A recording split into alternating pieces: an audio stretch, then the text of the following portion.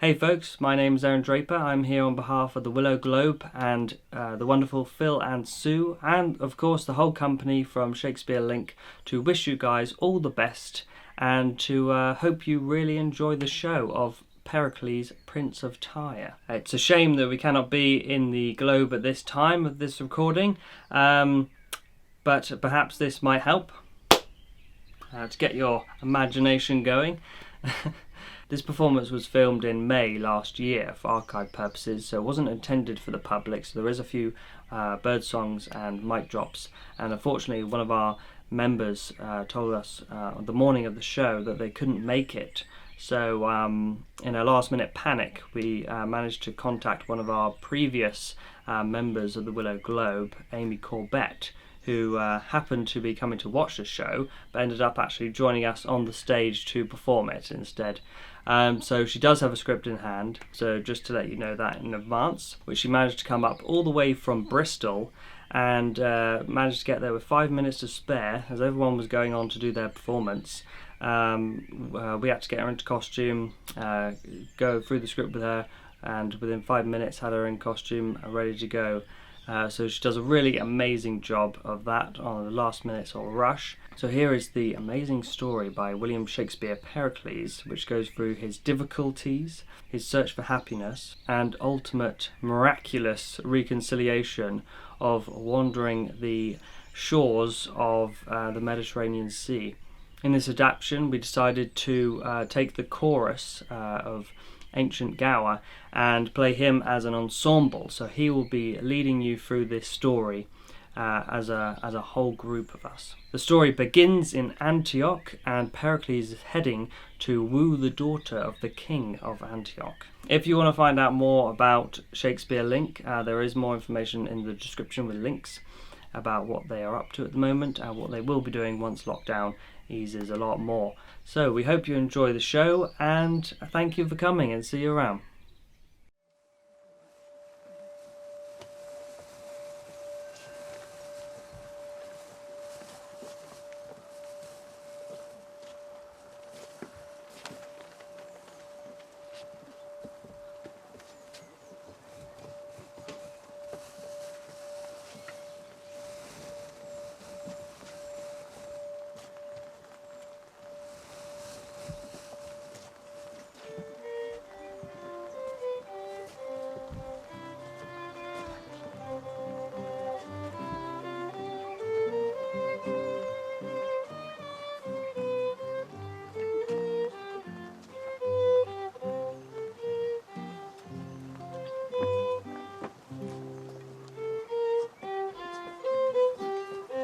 Sing a song that old was sung, from ashes ancient Gower is come, assuming man's infirmities, to glad your ear and please your eyes, to glad your ear and please your eyes.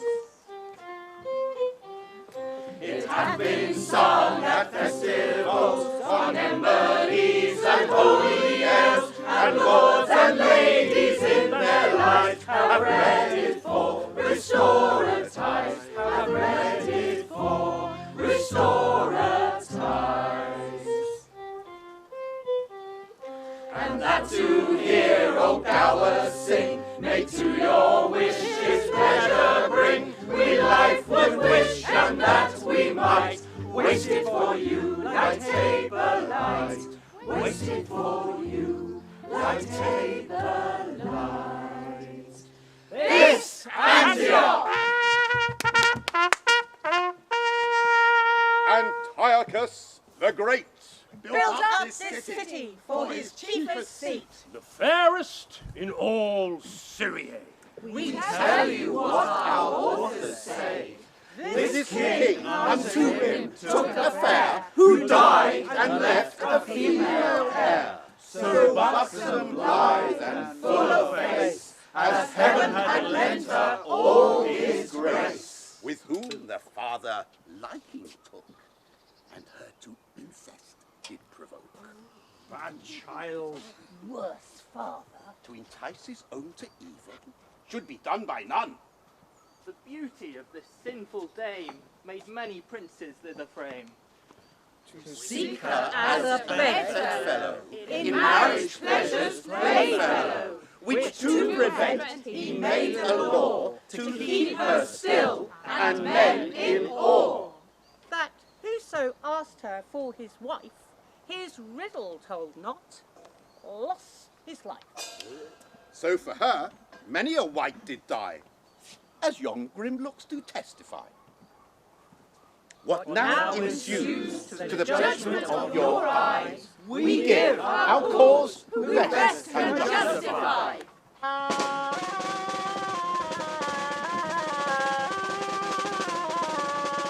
Prince Pericles, you have at large received the danger of the task you undertake. I have, Antiochus, and with a soul emboldened by the glory of her praise, think death no hazard in this enterprise. Bring in our daughter, clothed like a bride, for the embracements even of Jove herself. See where she comes, apparelled like the spring. Grace is her subjects, and her thoughts the king of every virtue gives renown to men, her face the book of praises. O ye gods, that have inflamed desire in my breast to taste the fruit of yon celestial tree, or die in the adventure, be my helps to compass such a boundless happiness. Prince Pericles, That would be son to great Antiochus. before thee stands this fair Hesperides, with golden fruit, but dangerous to be touched, for death-like dragons do affright thee here. Her face, like heaven, enticeth thee to view her countless glory, which desert must gain, and which without desert, because thine eye presume to reach, all thy whole heap must die. Yon, some time, famous princes like thyself, tell thee with speechless tongues and semblance pale, that they stand martyrs, slain in Cupid's war, and with dead cheeks advise thee to desist from going on death's net, which none resist. Antiochus, I thank thee, who has taught me by these fearful objects to prepare this body, like to them, to what I must. For death remembered should be like a mirror, which tells us life's but breath, to trust it error. I'll make my will then. Happy peace to you, and all good men, as every prince should do. My riches to the earth, from whence they came. Scorning advice. But my unspotted fire of love to you. Thus ready for the way of life or death, I wait the sharpest blow, Antiochus. Read the conclusion then, which read and not expounded, 'tis decreed that as these before you, thou thyself shalt bleed.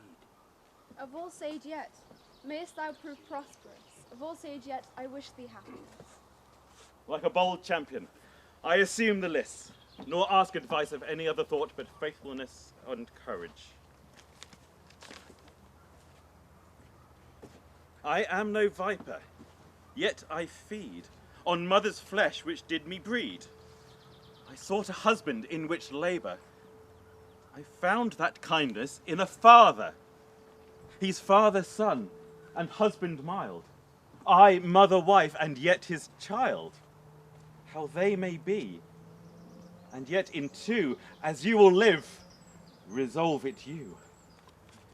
Sharp physic is the last. But oh, ye powers, if this be true, which makes me pale to read it. Fair glass of light, I loved you, and could still, were not this glorious casket stored with ill. For he's no man on whom perfections wait, that, knowing sin within, will touch the gate. You are a fair viol, and your sense the strings, which, fingered to make man his lawful music, would draw heavens down, and all the gods to hearken.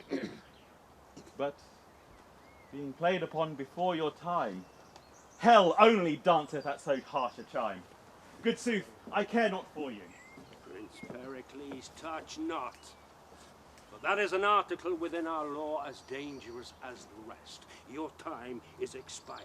Expound now or receive thy sentence. Great King, few love to hear the sins they love to act. 'Twould braid yourself too near for me to tell it.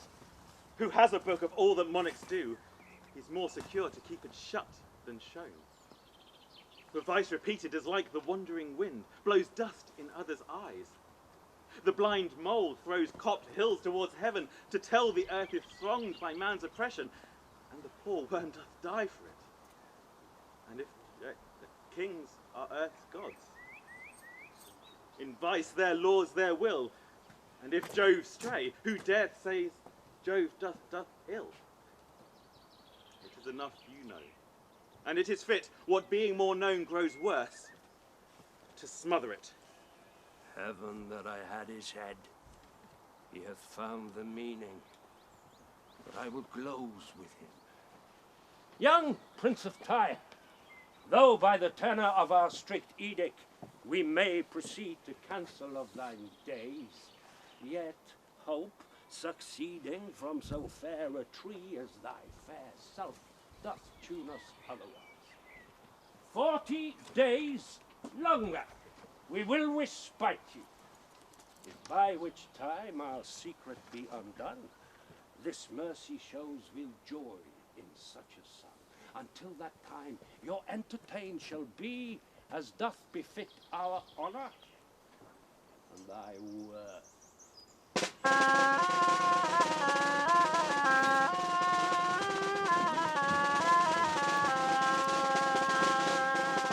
How courtesy would seem to cover sin, when what is done is like an hypocrite. If it be true that I interpret false, then with foul incest you do abuse your soul. Where now you're both a father and a son, by your untimely claspings with your child, which pleasure suits a husband, not a father. And she, an eater of her mother's flesh, by the defiling of her parents' bed. And both like serpents are, who though they feed on sweetest flowers, yet they poison breed. Antioch, farewell. Men blacker than the night will shun no course to keep them from the light. One sin I know another doth provoke, murders as near to lust as flame to smoke. Then lest my life be cropped to keep you clear, by flight I'll shun the danger which I fear. He hath found the meaning, for the which we mean to have his head.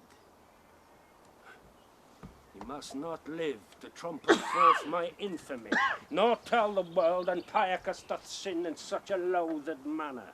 Therefore, immediately, this prince must die. For by his fall, my honour be kept high. Who attends us there? Doth your highness call? Taliard, thou art of our chamber, Taliard, and our mind partakes of private actions to thy secrecy. For your loyalty we will advance you. Behold, Taliard, here's poison, and here's gold. We hate the Prince of Tyre. Thou must kill him. It serves thee not to ask the reason why, because we bid it. Say, is it done? My lord, 'tis done. My lord, Prince Pericles is fled. As thou wilt live, fly after, and ne'er return until thou say, Prince Pericles is dead. My lord, if I can get it within my pistol's length, I'll make him sure enough. So, farewell to your highness. Talia! Adieu. Till Pericles be dead, my heart can lend no succour to my head.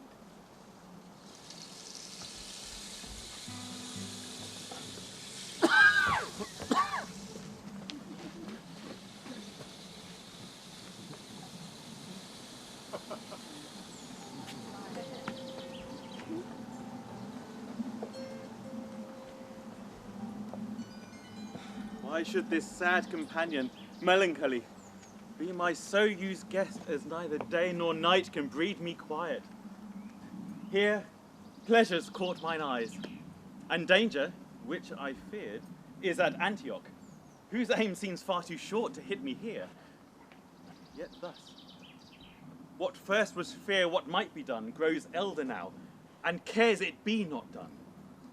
And so with me, the great Antiochus, against whom I am too little to contend, since he so great can make his will his act, will think me speaking, though I swear to silence. Nor boots it me to say I honour him, if he suspect I may dishonour him. And what may make him blush in being known, he'll stop the course by which it might be known. With hostile force he'll o'erspread the land. Our men be vanquished ere they can resist, which thought of them, not pity of myself, who ambered as the tops of trees, which fence the roots they grow by, and defend them, makes both my body pine and soul to languish. Joy and all comfort to your sacred breast. And keep your mind comfortable and peaceful. They do abuse the king that flatter them, for flattery is the bellows blows up sin, whereas reproof, obedient and in order, fits kings, as they are men, and they may Prince, pardon me or strike me as you please, I cannot be much lower than my knees. All leave us else, but let your cares overlook what's shipping and what's lading in our haven, and then return to us. Helicanus, what seest thou in our looks? An angry brow, dread lord. If there be such a dart in princes' frowns, how durst thy tongue move anger to our face? How dare the plants look up to heaven from whence they gain their nourishment? Thou knows I've power to take thy life from thee. I've drowned the axe myself, do you but strike the blow. Rise, prithee rise. God knows, thou art no flatterer. Heaven forbid that kings should have their ears hear their faults hid. What wouldst thou have me do? Sir, bear with patience those griefs that you do lay upon yourself. Thou speakst like a physician, Helicanus, that ministers a potion unto me that thou wouldst tremble to receive thyself. Attend me then. I went to Antioch, where, as thou knowest, I sought the purchase of a glorious beauty. Her face was to mine eye beyond all wonder. The rest, hark in thine ears, as black as incest, which by my knowledge found, the sinful father seemed not to strike, but smooth. But thou knows this, 'tis time to fear when tyrants seem to kiss. I know him tyrannous, and tyrants' fears decrease not, but grow faster than the years. To keep his bed of blackness unlaid oak, to lock that doubt, he'll fill this land with arms, and make pretence of wrong that I have done him. When all, for mine, if I may call offence, must feel war's blow, which spares not innocence. Which love to them, of which thyself art one, drew sleep out of mine eyes, with thousand doubts, how I may stop this tempest ere it comes. And finding little comfort to relieve them, I thought it princely charity to grieve them. Well, my lord, since you have given me leave to speak, freely will I speak. Antiochus you fear, and justly too, I think you fear the tyrant, who either by public war or private treason will take away your life. Therefore, my lord, go travel for a while, till that his rage and anger be forgot, or till the destinies do cut his thread of life. Your rule direct to any, if to me, day serves not light more faithful than I'll be. I do not doubt thy faith, but should he wrong my liberties in my absence? Well, mingle our bloods together in the earth, from whence we had our being and our birth.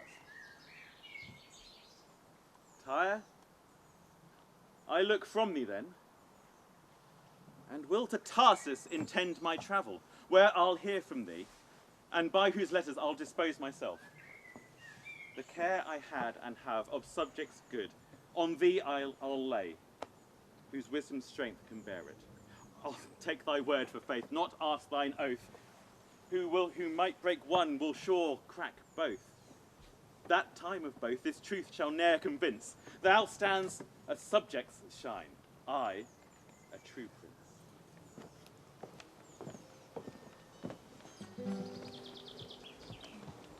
So, this is Tyre, and this the court. Here must I kill King Pericles, and if I do not, I'm sure to be hanged at home. 'Tis dangerous. Well, I perceive he was a wise fellow, and had good discretion, that being bid to ask what he would of the king, desired he might know none of his secrets. Now I see he had some reason for it. For if a king bid a man be a villain, he's bound by the indenture of his oath to be one. Hush! Here comes the lords of Tyre. You shall not need, my fellow peers of Tyre, to further to question me of your king's departure. His sealed commission, given in trust to me, does speak sufficiently. He's gone to travel. How? The king gone? If further yet you will be satisfied why he goes hence, I'll give some light unto you. Being at Antioch... What? From Antioch? Royal Antiochus, on what cause I know not, took some displeasure at him, at least he judged so, doubting lest he should err or sin. To show his sorrow, he'd correct himself, so puts himself into the shipman's toil, on which each moment threatens life or death. Well, I perceive I shall not be hanged now, and since he's gone, the king's ears it must please. He's scaped the land to perish on the seas. I'll present myself. Peace to the lords of Tyre. Lord Talliard from Antiochus is welcome. The king sends messages to princely Pericles, but since my landing I've understood your lord betook himself to unknown travels. My message must return from whence it came. Sir, ere you shall depart, this we desire. As friends to Antioch, we may feast in Tyre.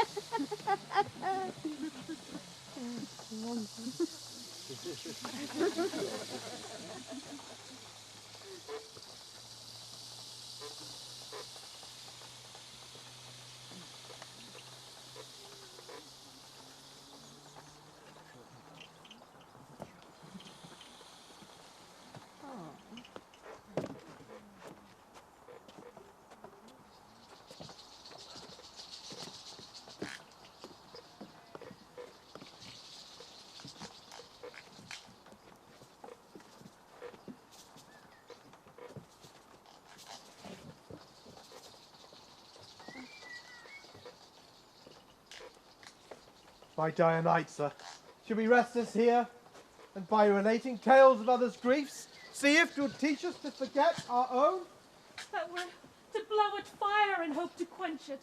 For who digs hills because they do aspire, brings down one mountain to cast up a higher. My lord, these griefs seen thus with mischief's eyes are like to groves being topped, the higher rise. Oh, Dionysa, who wanteth food? I will not say he wants it, or can conceal his hunger till he famish. Our tongues of woes and sorrows sound so deep, and heaven slumbers whilst our eyes do weep. I'll then discourse our woes, felt several years. The wanting breath to speak helped me with tears. I'll do my best, sir. This Tarsus, o'er which I have the government, a city on whom plenty held full hand, whose towers bore heads so high they kissed the clouds, and strangers ne'er beheld but wondered at, whose men and dames so jetted and adorned, their tables stored so full to glad the sight, and not so much to feed on as delight. All poverty was scorned, and pride so great, the name of help grew odious to repeat. Oh, 'tis too true. But see what heaven could do.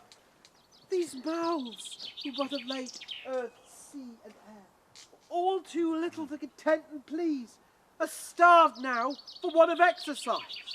Those palates who, not yet 2 summers younger, must have inventions to delight the taste would now be glad of bread, and beg for it. Those mothers who, to nousle up their babes, thought naught too curious, are ready now to eat those little darlings whom they loved. To sharp our hunger's teeth at man and rife, draw lots who first shall die to lengthen life. Here stands a lord, and there a lady weeping. Here many sink, yet those which see them fall have scarce strength left to give them burial. Is not this true? Our cheeks and hollow eyes do witness it. Oh, let those cities that have plenty cup with their prosperity so largely taste with their superfluous riot. Hear these tears! The misery of Tarsus may be theirs. My Lord Governor! Speak out thy sorrows, for comfort is too far for us to expect. We do descry ships sailing in. One sorrow never comes but brings an heir, and so in our case, some neighbouring nation, taking advantage of our misery, has stuffed these vessels with power to beat us down, the which are down already. That's the least fear, sir, for by white flags displayed, they bring us peace, and come to us as favourers, not as foes. Deceit may underlie the fairest shows, but bring they what they will. What need we fear? The ground's the lowest. We are halfway there. Go tell their general we attend him here, to know from whence he comes and what he craves. I go, my lord. Welcome is peace, if beyond peace consists. If wars, we are unable to resist. Lord Governor, for so we hear you are, let not our ships and numbers of our men be like a beacon fired to amaze your eyes. We have heard your miseries as far as Tyre, and seen the desolation of your streets. Nor come we to add sorrow to your tears, but to relieve them of their heavy load. And these our ships are stored with corn for bread, and give them life whom hunger starved half dead. May the gods of Greece protect you. Oh, may I pray for you. Oh, rise, I pray you, rise. We do not look for reverence, but for love, and harbourage for ourselves, our ships and men. The which, what any shall not gratify, or pay you with unthankfulness in full, be it our wives, our children, or ourselves, the curse of heaven and men succeed their evils, till when, the which I hope shall ne'er be seen. Your grace is welcome to our town and us. Which welcome we'll receive. Feast here a while, until our better stars lend us a smile.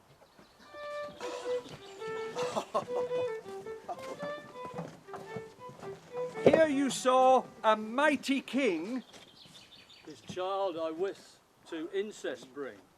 And Pericles, a benign lord, considerate both in deed and word, at Tarsus, to remember what he does, he built his statue to make him glorious. But tidings are from Tyre. But Hurricane, with message thou, brings news of all that haps in Tyre. Our Taliard came full bent with sin, with intent to murder him. And that in Tarsus was not best longer for him to make his rest. So Pericles put forth to sea.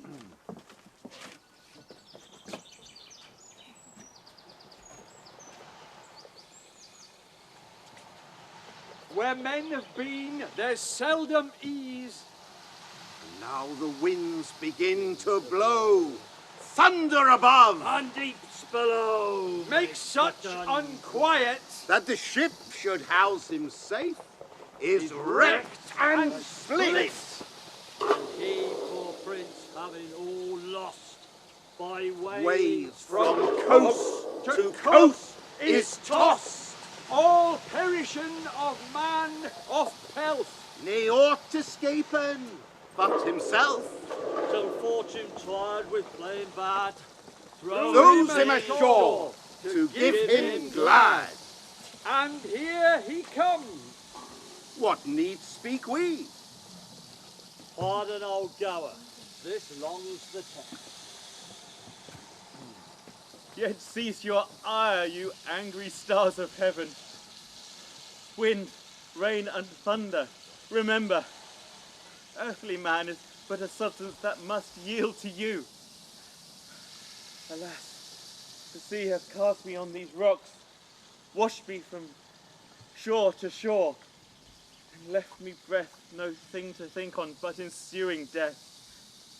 But having thrown me from your watery grave, here to have death in peace is all I'll crave.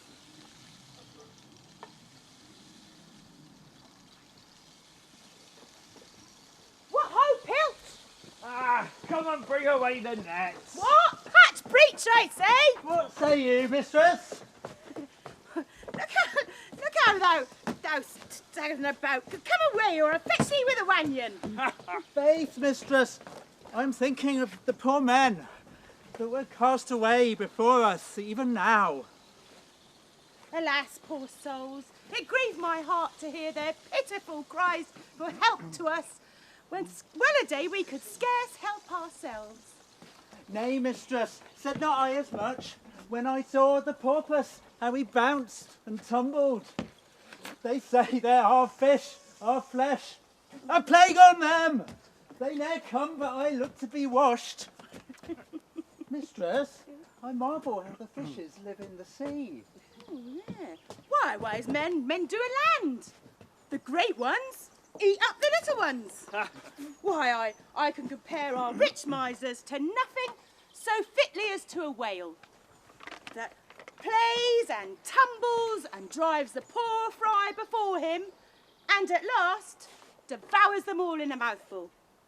Such whales I've heard on the land that never leave gaping till they've swallowed the whole parish, church, steeple, bells and all. A pretty moral. But mistress, if I had been the sexton, I would have been that day in the belfry. Why, man? Because he would have swallowed me too. And when I had been in his belly, I would have kept such a jangling of the bells that he would never have left until he cast bells, steeple, church and parish again. But if the good King Simonides had been of my mind, Simonides? we would purge the land of these drones that rob the bee of her honey. How from the finny subject of the sea, these fishes tell the impieties of men. Peace be at your labours, honest fishermen. Honest? Good fellow, what's that? You see the sea hath cast upon your coast.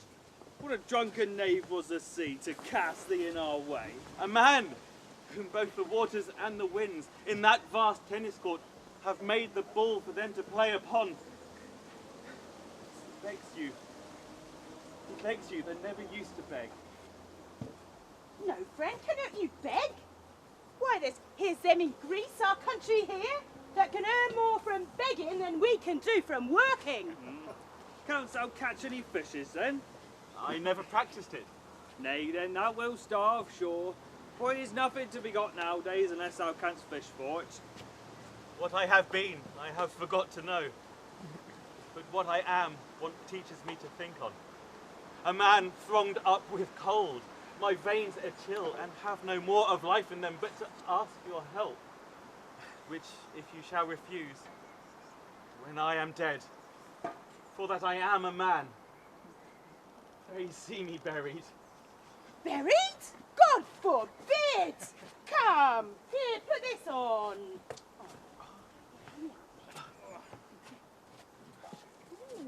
Why, afore me a handsome fellow. Thou shalt come home, and we'll have flesh for feasting days, fish for fasting days, and moreover, pudding and flapjack. And thou shalt be welcome. I thank thee, mistress. Hark you, my friend. You said you could not beg. I did but crave. But crave! Then I'll turn craver too, and so I shall scape whipping. Why, are all your beggars whipped then? Oh, not all, my friend, not all. For if all your beggars were whipped, I wish no better office than to be the whipper. But mistress, I'll go draw up the net. Now this honest mirth becomes their labours. Do you know where you are? Not well. This is Pentapolis, and our king, the good Simonides. The good King Simonides, do you call him? Aye, and he deserves so to be called for his peaceable reign and good government. He is a happy king, for he earns from his subjects the name of good by his government. How far is his court distant from this shore? Oh, marry, sir, half a day's journey. And I tell ye, he has a fair daughter. And tomorrow is her birthday. And there'll be princes and knights from all parts of the world come to joust and tourney for her love.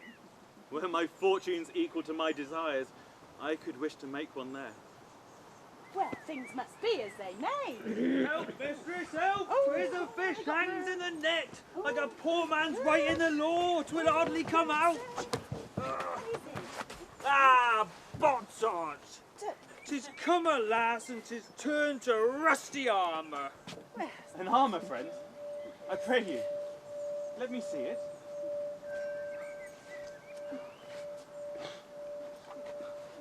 Thanks, fortune. Yet, after all my crosses, thou givest me somewhat to repair myself. It was mine own, part of mine heritage, which my dead father did bequeath to me, even as he left his life. Keep it, Pericles. 'Twas a goodly shield twixt me and death. For that it saved me, keep it. May it defend thee. It kept where I kept. I so dearly loved it, till the cruel sea, which spares not any man, took it in rage, though calmed, have given it again. I thank you, friend. My shipwrecks now's no ill, since I have here my father's gift in's will. What mean you, sir? To ask of you, kind friend, this coat of worth. It was sometime target to a king. I know it by this mark. He loved me dearly, and for his sake I would have asked the having of it. And that you'd guide me to your sovereign's court. And that if ever my low fortune's better, I'll pay your bounties. Till then, rest your debtor. Why, sir, wouldst thou tourney for the lady? I'll show the virtue I have borne in arms. Why, do we take it and the gods give good on it? Yeah. Aye, but hark you, my friend, 'twas we that made up this garment through the rough seams of the waters. There are certain condolements, certain veils, I hope, sir, if you thrive, you'll remember for once you had it. Believe it I will. By your furtherance I am clothed in steel. Only, my friends, I am yet unprovided of a pair of bases.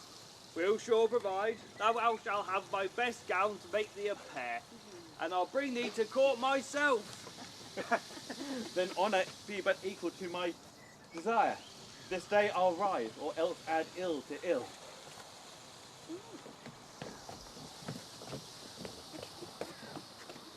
Woo. Come on! Are the knights ready to begin the trials? They are, my liege, and stay your coming to present themselves. Return them, we are ready. And our daughter, in honour of whose birth these trials are, stands like beauty's child, whom nature gat for men to see, and seeing wonder at. It pleaseth you, my royal father, to express my commendations great, whose merits less. It's fit that it should be so, for princes are a model which heaven makes unto itself. As jewels lose their glory if neglected, so princes their renown if not respected. 'Tis now your honour, daughter, to announce the labour of each knight according to his device. Which to preserve mine honour I'll perform. Who is the first that doth present himself? A knight of Sparta, my renowned father, and the device he bears upon his shield is a black Ethiop. Reaching at the sun, the word lux tua vita mihi. He loves you well that holds his life of you. Who is the second that doth prefer himself? A prince of Macedon, my royal father, and the device he bears upon his shield is an armed knight that conquered by a lady. The motto in Spanish, Pio di Dulusa por fuerza. More by graciousness than by force. Who is the third? Well, the third of Antioch and his device, a wreath of chivalry. The word me Pompey provexit apets. No, the crown of triumph leads me on. The fourth? A bird that turned upside down. The word what me a light may extinguish. That which feeds me also kills me.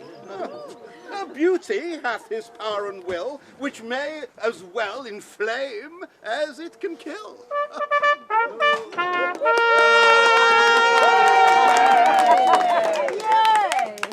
And hand environed with clouds, holding out gold that by the touchstone tried, the motto thus, sic spectanda fide. So faith will lead me on by word and deed.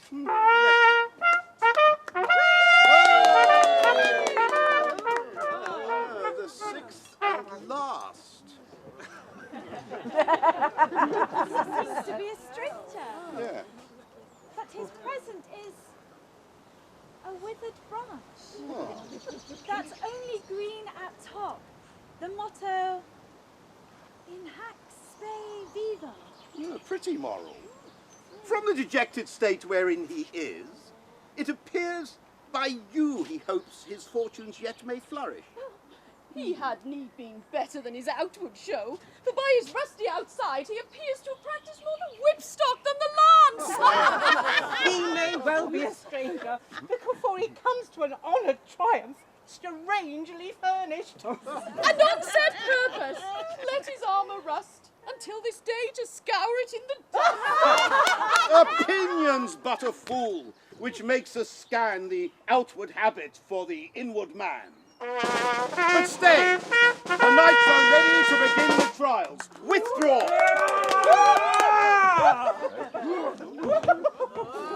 Oh, scoundrel! Thou art as fat as butter!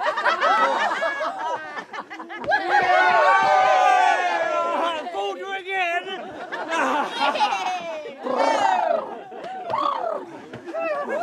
Thou free and fool!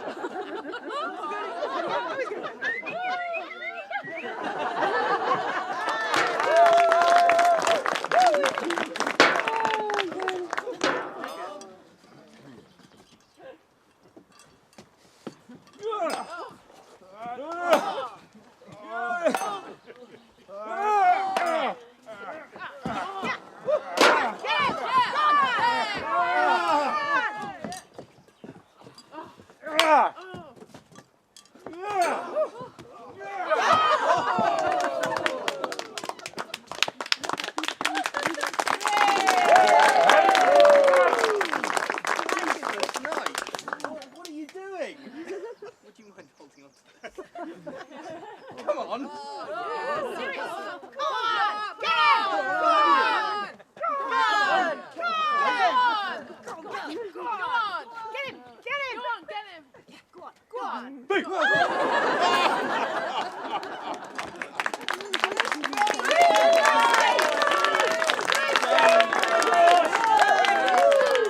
Knights, ladies, guests, onlookers, welcome, welcome. 'Tis time for mirth becomes a feast. You are all valiant knights and our guests. But you, my knight of victory and my guest, to you this wreath of victory I give. 'Twas more by fortune, lady, than by merit. Call it by what you will. The day is yours, and here I hope is none that envies it. In framing artists, art hath thus decreed to make some good, but others to exceed. You are her laboured scholar. Come, queen of the feast, for daughters so you are. Here, take your place. Marshal the rest, for they deserve their grace.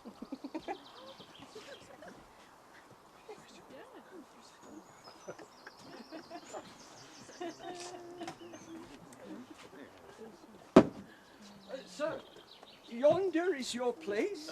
Some other is more fit. Oh, contend not, sir. For we are gentlemen, neither by our outward hearts or inner eyes envy the high or the low despise. You are right, courteous knights.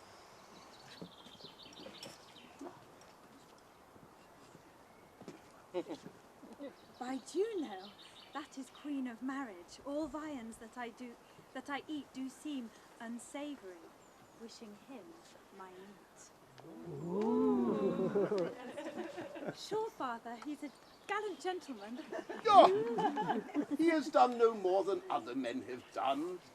He is but a country gentleman, so let it pass. Ah, yes. To me, he seems like diamond to glass. Young kings, to me, like to my father's picture, which tells me in that glory once he was, had princes sit like stars about his throne, and he the sun for them to reverence, whereby I see that time is the king of men. He's both their parent and their grave, and gives them what he will, not what they crave. What are you, merry knights? Who Here, gives the other? with a cup that's flowing to the brim, as you do love, fill to your mistress' lips. We drink this health to you. Thaisa, regard yon gentleman there. He seems rather melancholy. Note it not, you, Thaisa. Listen, girl. Princes are a model which is made unto heaven, as the gods freely give to those that honour them. So princes must do likewise, and those that do not so are to be wondered at. So to make his triumphing the more sweet, here say we take this cup of wine to him.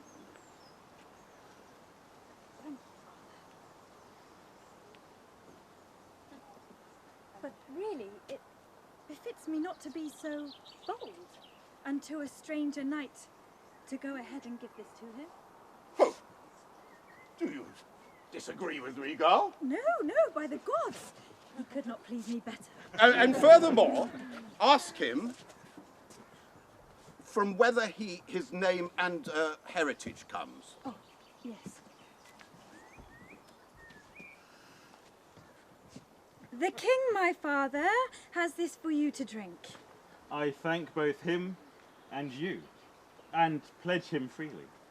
And further, he desires to know from where you came and your name and your parentage. Gentleman of Tyre, my name Pericles. My education been in arts and arms, and who, looking for adventure in this world, was by the rough seas reft of ships and men, and after shipwreck driven upon this shore.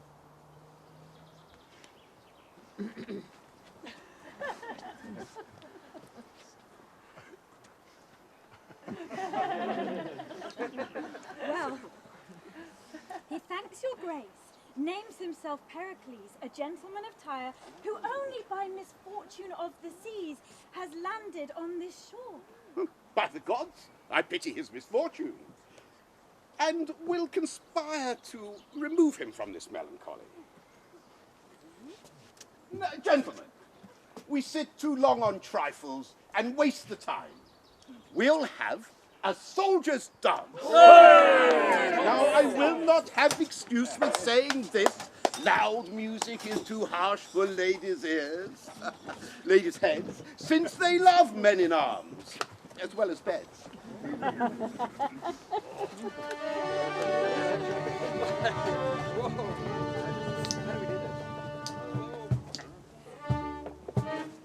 Hey! Hey! Hey!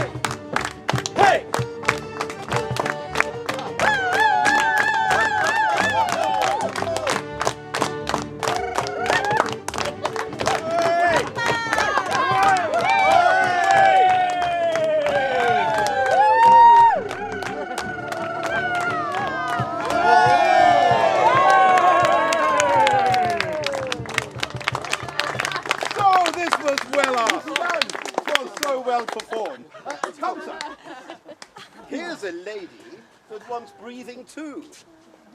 And I have heard you gentlemen of Tyre are excellent in making ladies trip, and that their measures are as excellent. In those that practice them, they are, my lord. Come, courtesy.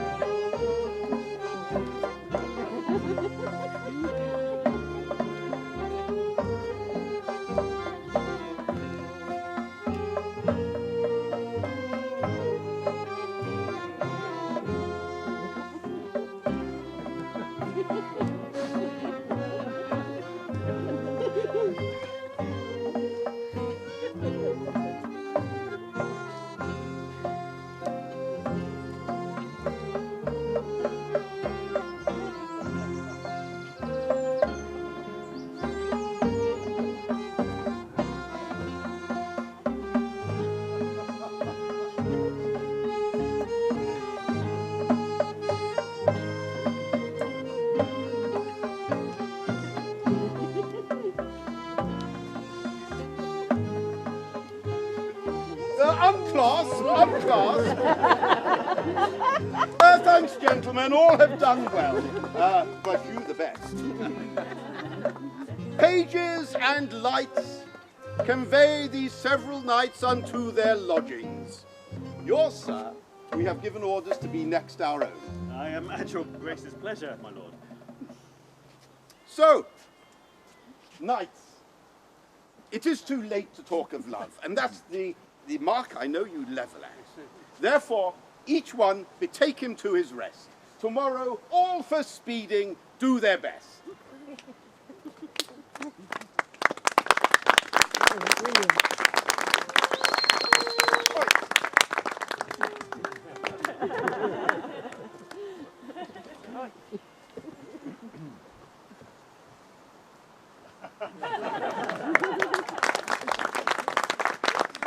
No, Aeschines, this must you know of me.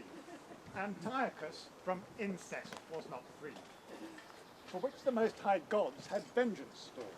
And for this heinous capital offence, even in the height and pride of all his glory, when he was seated in a chariot of inestimable value, and his daughter with him, afar from heaven came and shrivelled up their bodies, even to lazy, for they so stunk that all those eyes adored them ere their fall, scorned now to give them hand for burial. Strange justice, for their greatness was no guard to bar heaven's shaft, but sin had his reward. Lord Helicane, a word. With me, and welcome. Happy day, my lord. Our griefs have risen to the top, and now at length they overflow their banks. Your griefs? For what? Wrong not your prince you love. Wrong not yourself, then, noble Helicane, for if Prince Pericles lives, let us salute him. If in the world he lives, let us be resolved he lives to govern us, or dead will be free to make our free election. And knowing this kingdom is without a head, like goodly buildings, left without a roof, soon fall to ruin. To your noble self, who best knows how to rule and how to reign, we thus subject our sovereign Helicane. For honour's cause, forbear your suffrages. If that you love Prince Pericles, forbear. 12 months further, still let me entreat you, forbear the absence of your rightful king. If in which time expired he not return, I shall with aged patience bear your yoke. But search for Pericles like noble subjects, whom if ye find, and win unto return, you shall like diamonds shine about his crown. To wisdom he's a fool that will not yield. And since Lord Helicane enjoineth us, we, with our travels, will endeavour it. Then you love us, we you, and we'll clasp hands. When tears thus lit, a kingdom ever stands.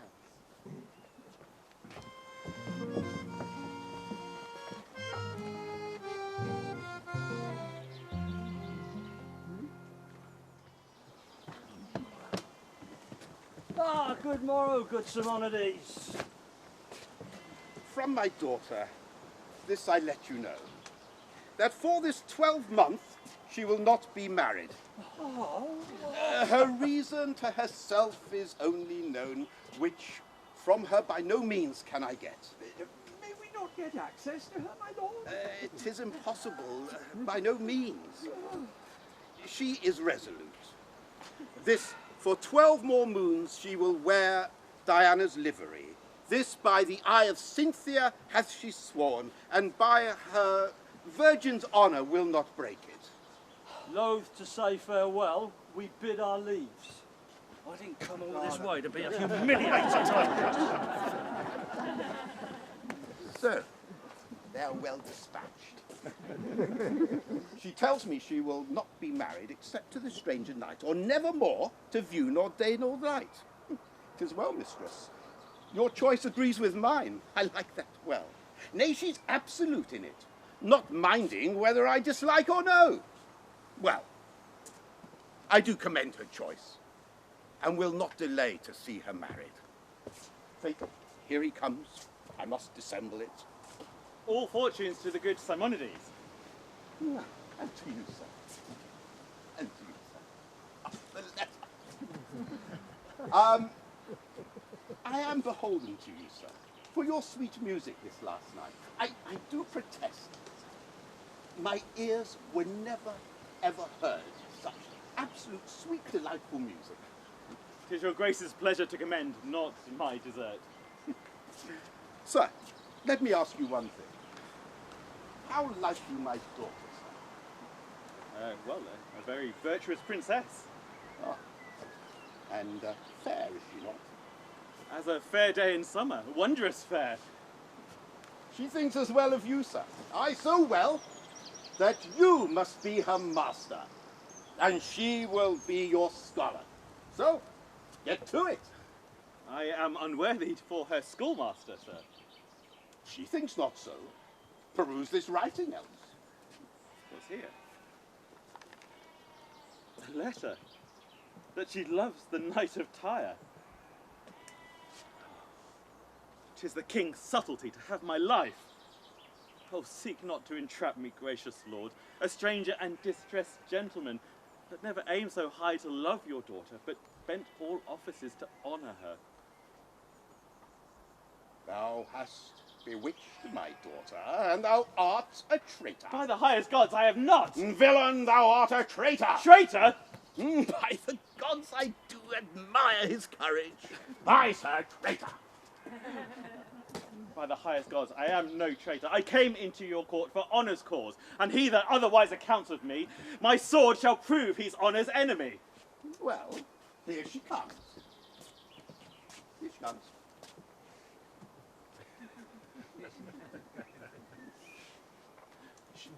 She can witness it.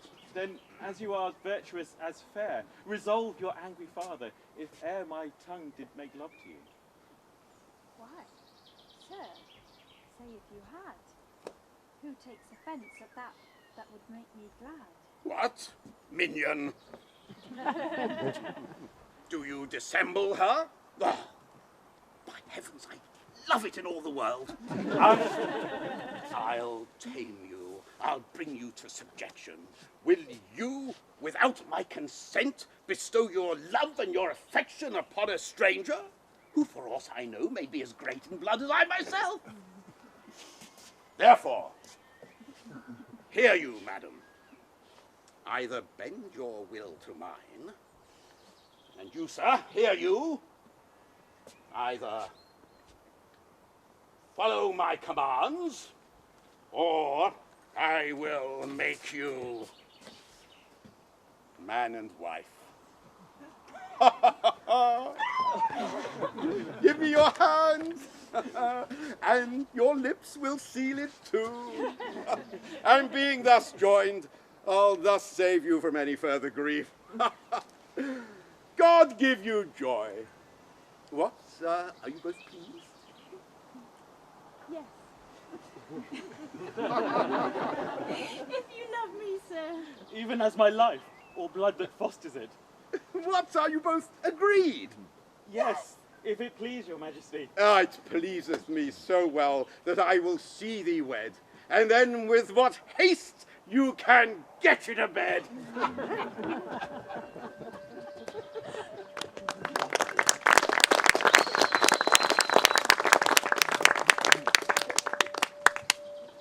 Now, sleepy slacketh hath the rout, no din but snores the house about, made louder by the all-fed breast. This most pompous wedding feast, a cat with iron, a burning coal, now crouches for the mouse's hole, and crickets sing at the oven's mouth, made e'er the blither by the drouth. Hymen hath brought the bride to bed, and there, by loss of maidenhead, a babe is formed.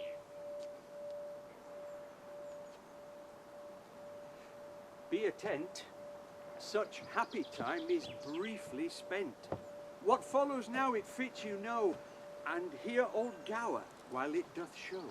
By painful search, the men of Tyre came answering the most strange inquire, learn of Simonides' court. To Pericles a letter's brought. Antiochus and his daughter dead. The men of Tyrus on the head of Helicanus would set on the crown of Tyre, but he will none. The mutiny he there hastes to appease by calling home King Pericles. to take the crown. The sum of this brought hither to Pentapolis. Our heir apparent is a king who dreamed, who thought of such a thing. Briefly, he must return to Tyre. His wife with child makes her desire, which who shall cross? Along to go, amidst we all their dole and woe, like Corridor, her nurse she takes, and so to sea.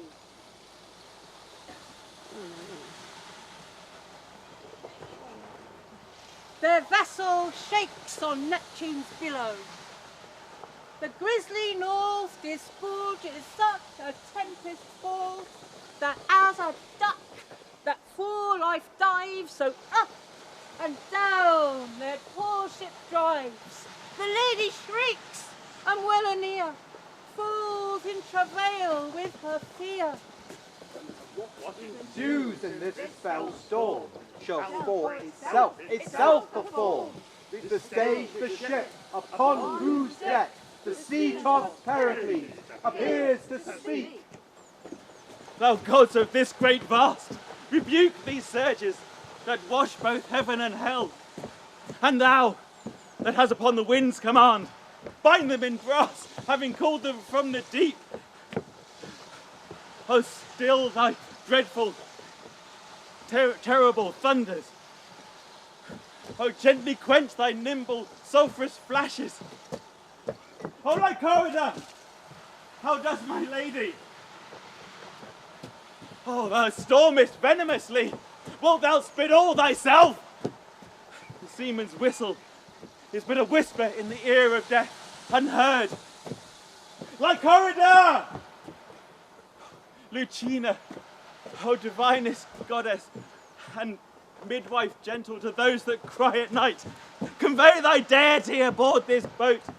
Make swift the pangs of my queen's travails.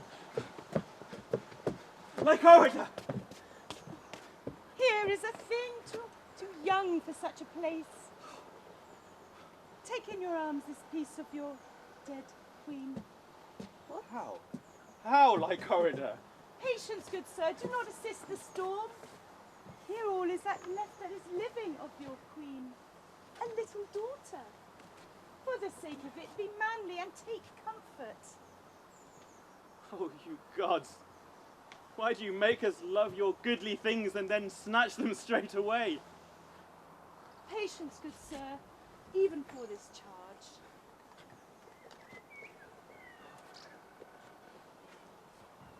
Now, gentle be thy life, for a more blusterous birth had never babe. Quiet and gentle thy condition, for thou art the rudeliest welcome to this world that ever was prince's babe. Happy what follows. Thou hast as chiding a nativity as water, air, earth, fire, and heaven can make to herald thee from the womb. Now, you good gods, throw your best eyes on it. Good courage, sir. God save you. Courage enough. I do not fear the flaw. It has done the worst to me already. Yet, for the sake of this poor babe, this fresh new seafarer, I would be quiet! Slack your bowline, sir!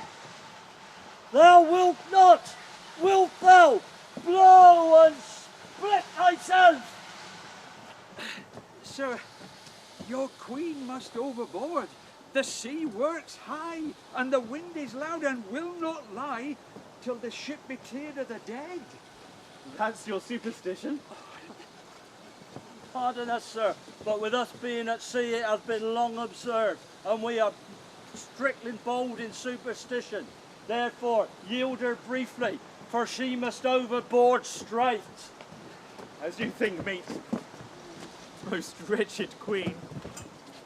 Here she lies, sir. A terrible childbed hast thou had, my dear. No light, no fire. The unfriendly elements have forgot thee utterly. Nor have I time to give thee hallow to thy grave. but straight must cast thee, scarcely coffined, in the ooze. Wherefore a monument upon thy bones, and ere remaining lamps, the belching whale and humming sea must overwhelm thy corpse, lying with simple shells. Lycorida, bid Nestor bring me spices, ink and paper, my casket and my jewels, and bid Nicander bring my satin coffer. Lay the babe upon the pillow. Hie thee, whilst I say a priestly farewell to her. Suddenly, woman. Sir, we have a chest beneath the hatches, corked and bitumes ready. I thank thee. Mariner, say, what coast is this? We are near Tarsus, sir. Thither, gentle mariner. Make for Tarsus. How soon can we make it? Oh, by break of day, if the wind breaks. Then make for Tarsus. There I will visit Cleon, for the babe cannot hold out to Tyre. And then at Tarsus I'll leave it at careful nursing. Go thy way, good mariner. I'll bring the body presently.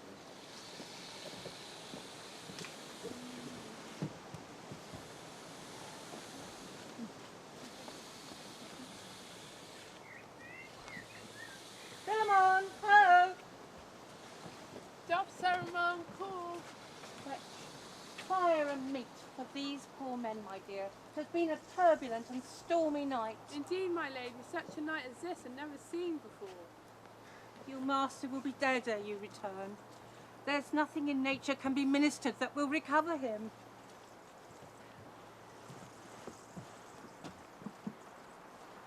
Take this to the apothecary and tell me how it works.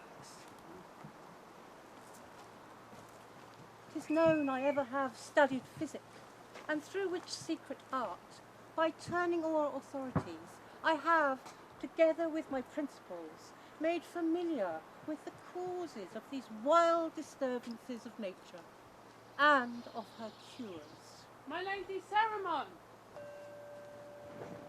Steady yourselves there, slabs, steady yourselves. Careful, careful. What is that? Even now did the sea toss upon our shore this chest. 'Tis of some wreck. Well, set it down. Let's look upon it. Set it down straight. That's it. Steady, steady. Steady, down together, down together. That's in. That's in. 'Tis like a coffin, ma'am. Whate'er it be, 'tis monstrous heavy. Wrench it open straight. If the sea's stomach be all charged with gold, it is a good constraint to fortune that it belches upon us. So, my lady. See how closely it is corked and bitumed. Did the sea cast it up? I never saw so huge a billow as tossed it upon the shore. Well, wrench it open, beseech you, but soft. It smells most sweetly to my senses. A delicate odour. As ever hit my nostrils. So, up with it. Oh, ye most potent gods! What's this? A corse? Clothed in cloth of state, bound and entreasured, with full bags of spices, and a letter. Apollo, perfect me in the characters. Here I give to understand, if e'er this coffin drives the land, I, King Pericles, have lost this queen, worth all our mundane cost. Who finds her, give her burying. She was the daughter of a king. Besides this treasure for a fee, the gods requite your charity. Oh, Pericles, if thou liv'st, thou hast a heart that almost cracks for woe. This chanced tonight. Most likely, ma'am. Nay, certainly. For see how fresh she looks. They were too rough that threw her in the sea. Light a fire within. Fetch cloths and fire. nature may usurp on death for many hours, and still the fire of life rekindle the oppressed spirits once again. I heard of an Egyptian who had 9 hours lying dead, and still was by good appliance recovered. Well done, well done. The fire, the cloths, the music, the rough and woeful music that we have. Sound it to play, beseech you.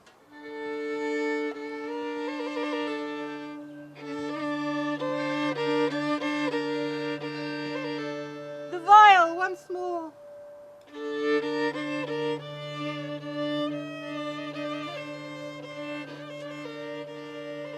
The music there, I pray you, give her air. Gentlemen, this queen shall live. Nature awakes. A warmth breathes out of her.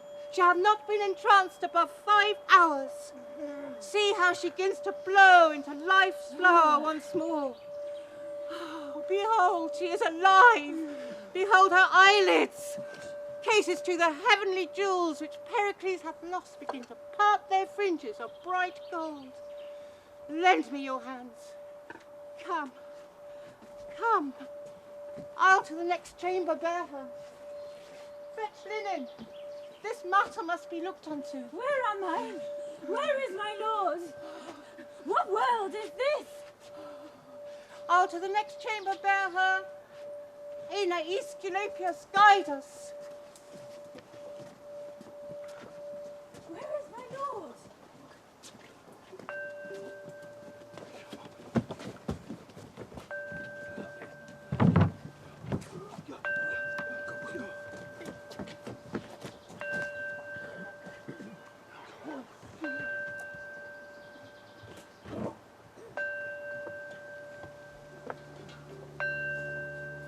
Most honoured Cleon, I must needs be gone. My 12 months has expired, and Tyrus stands in a litigious peace. You and your lady take from my heart all thankfulness. Your shafts of fortune hurt you most mortally. Oh, your sweet queen, that the strict fates had pleased, they brought her hither to have pleased mine eyes with her. Can we but obey the powers above us? Could I rage and roar as does the sea she lies in? Yet the end must be as 'tis. My gentle babe, Marina, who, for she was born at sea, I have so named. I charge your charity withal, leaving her the infant of your care, beseeching you to give her princely training, that she may be mannered as she is born. Fear not, my lord. Your grace, who fed my country with your call, for which the people's prayers still fall upon you, must in your child be thought of. Should I neglect this charitable task, the common body by me relieved would force me to my duty. But if the find legend is the gods revenge it upon me in mine, to the end of generation. I do believe you. Your honour and your goodness teach me to it. Sir, I take my leave. Good madam, make me blessed in your care in bringing up my child. I have one myself, who shall not be more dear to my respect than yours, my lord. Madam, my thanks and prayers. Bring your grace e'en to the edge of the shore, and up to the mast Neptune and the gentlest winds of heaven. I will accept your offer. Come, gentle madam. Oh, no tears, Lycurida, no tears. Look to your little mistress, on whose grace you may depend hereafter. Come, my lord. Madam, this letter and some certain jewels, which are now at your command, was found with you in your coffin. Know you the character?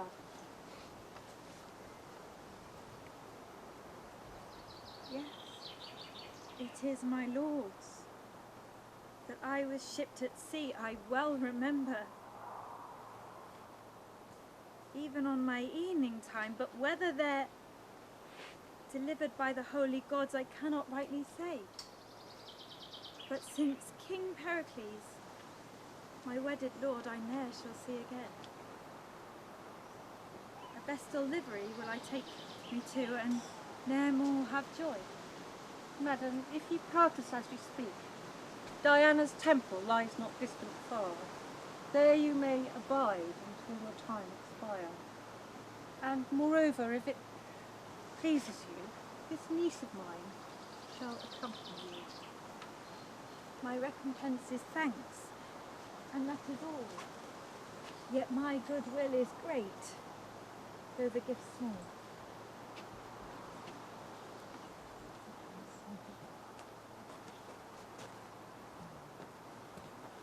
Imagine Pericles arrived at Tyre, welcomed and settled to his own desire. His woeful queen we leave at Ephesus, there unto Diana a votaress. But unto yourselves, we pray you have a care. Refreshment might be welcome. Over there.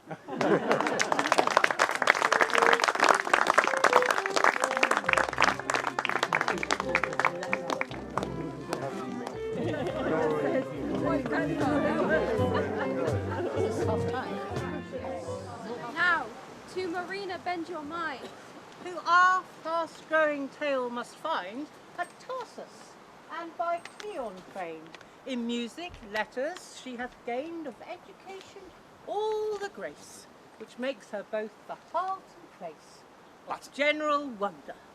But alack, that monster envy, oft the rack of earned praise. For our Cleon, one daughter has, a maid full grown, and ripe for marriage too. This wench hight Philoten. And it is said forever in our story that she would be with Marina. In weaving, sewing, Singing still, with this Philoten contends in skill. With absolute Marina, who gets all praises which are paid as debts, and not as given, this so darks in Philoten all graceful marks. That Cleon's wife, with envy rare, a present murderer doth prepare for good Marina. That her daughter might stand peerless by this slaughter. No sooner her vile thoughts to stead, like Corridon, our nurse is dead. And Dionysa doth appear, with Leonine, a murderer. Thy oath remember, Leonine. Thou hast sworn to do it. 'Tis but a blow, which never shall be known. I cannot do a thing in the world so soon to yield thee so much profit. Let not conscience, which is but cold, nor warm pity melt thee. But be a soldier to thy purpose. I will do it. Yet she is a lovely creature. The fitter that then the gods should have her. Here she comes, weeping her nurse's death. Thou art resolved? I am resolved. no, I will rob the earth of her sweet weeds to strew thy green with flowers, the yellows, the blues, the purple violets and marigolds shall as a carpet hang upon thy grave while summer days do last. Ay me, poor maid, born in a tempest when my mother died. This world to me is like a lasting storm, wearing me from my friends. How now, Marina? Why keep you alone? How chance my daughter is not with me? Ah, let not conscience consume thy fair face. Lord, how out of favour you are. Come, give me your flowers. On the sea margent, walk with Leonine. The air is quick there, and it'll pierce and sharpen your stomach. Come, Leonine, take her by the arm. Walk with her. No, I pray you, I will not bereave you of your servant. Oh, come, come. I love the king your father, and yourself as my own family.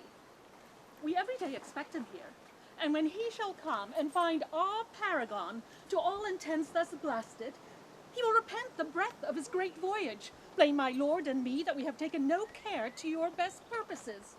Oh, go, I pray you. Walk, and be cheerful once again. Preserve that excellent complexion which did steal the eyes of young and old. Care not for me. I can go home alone. Well, I will do it, though I have no great desire to it. Oh, come, come. I know 'twill do you good. Leonine, walk half an hour, Leonine, at the least. Remember what I have said. I warrant you, madam. Pray you, walk softly. Do not heat your blood. Oh, I must have a care of you. My thanks, sweet madam.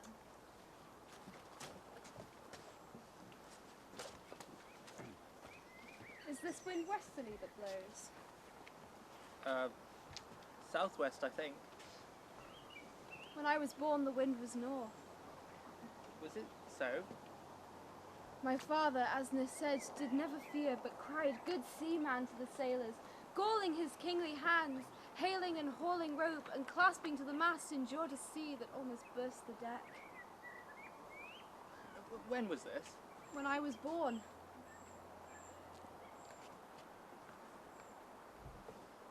Come, say your prayers. What mean you? If you require a little space for prayer, I grant it. Pray, but be not tedious, for the gods are quick of ear, and I am sworn to do my work with haste. Why would you kill me? To satisfy my lady. Why would she have me killed? Now, as I can remember by my troth, I never did her hurt in all my life. I never spake bad word, nor did ill turn to any living creature. Oh, believe me! I never killed a mouse or hurt a fly. I trod upon a worm against my will, but I wept for it. How have I offended? It is not my charge to reason of the deed, but to do it. You will not do it for the world, I hope. You have a gentle heart. I saw you lately when you caught hurt in parting two that fought. Good sooth, it showed well in you. Do so now. If your lady seeks my life, come you between and save poor me, the weaker. I am sworn, and will dispatch. Ho, villain!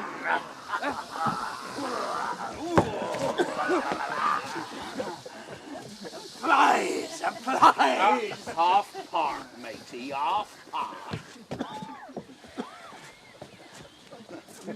There! Come on, let's get her aboard suddenly.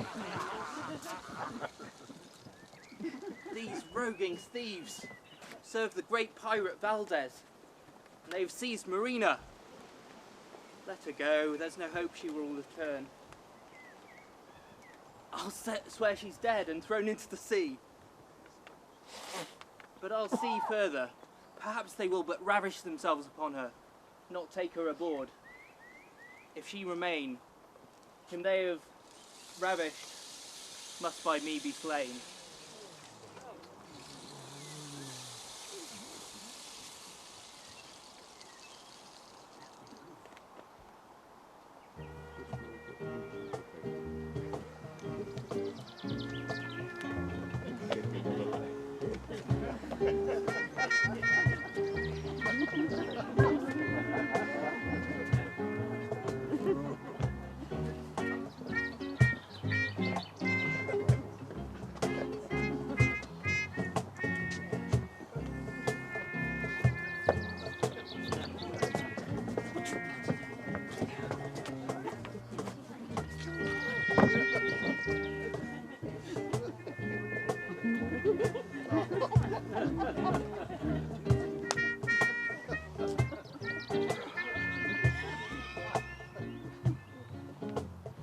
Bolt!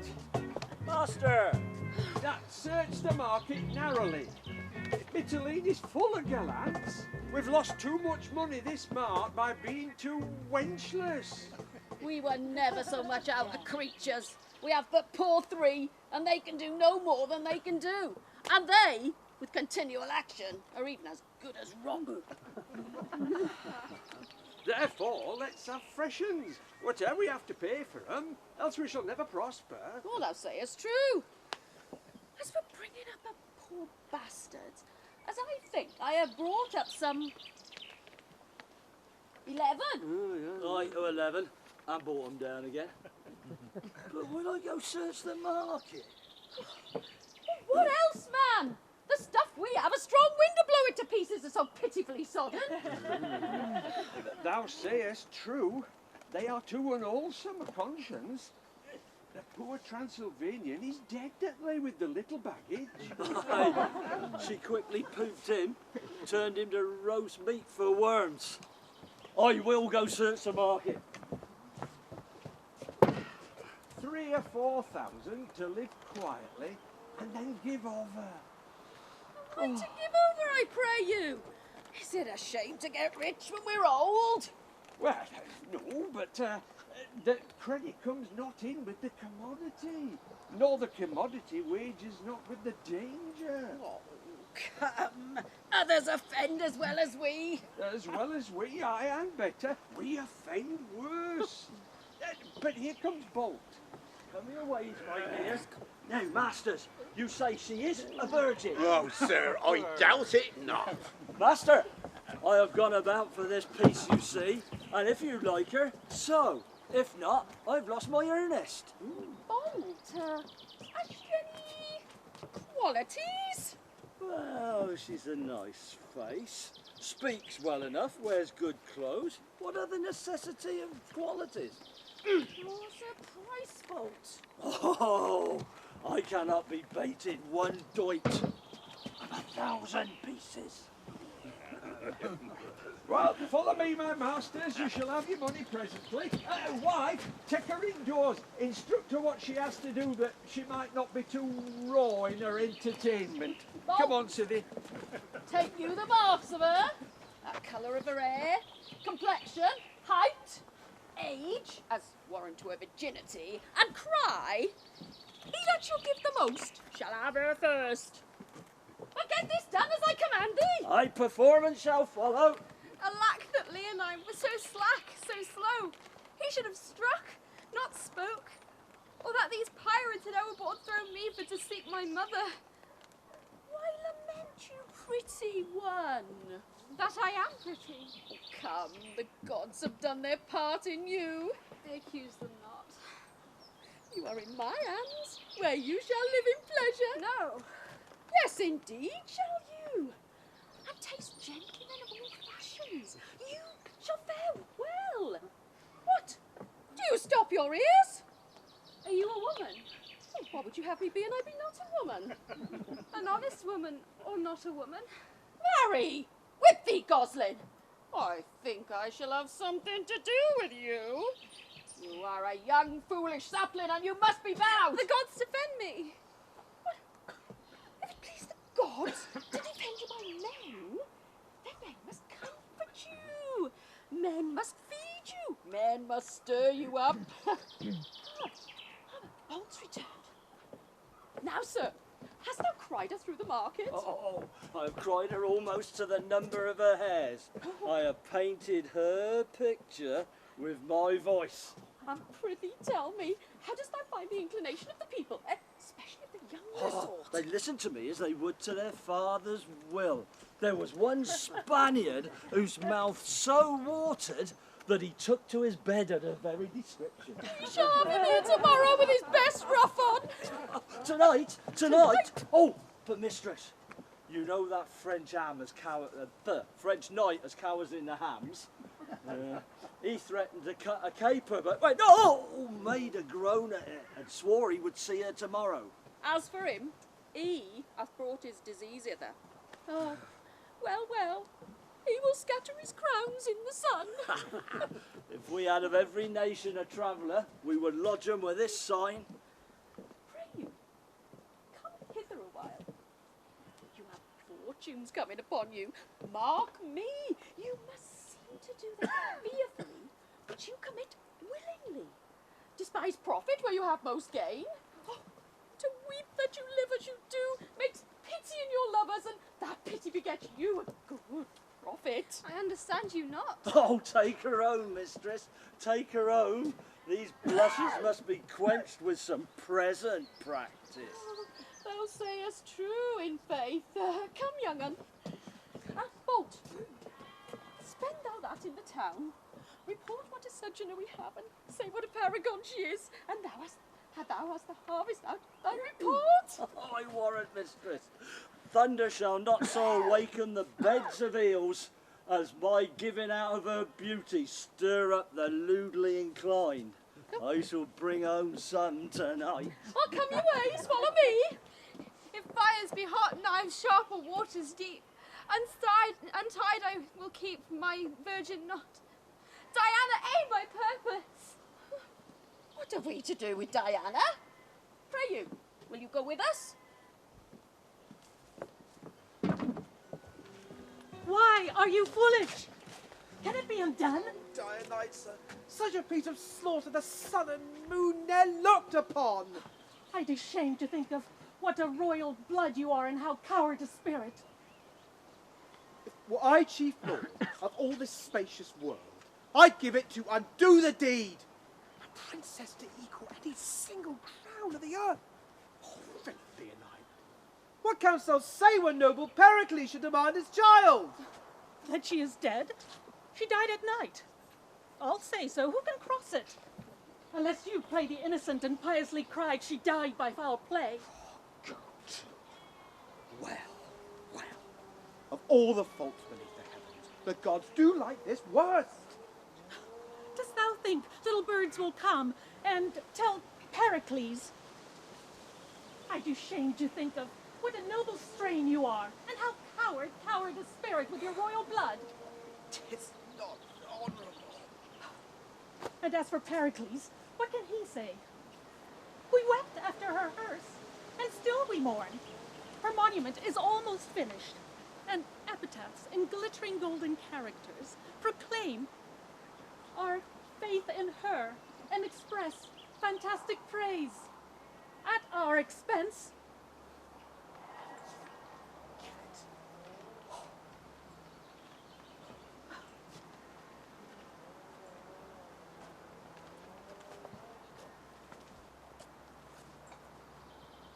It is not honorable.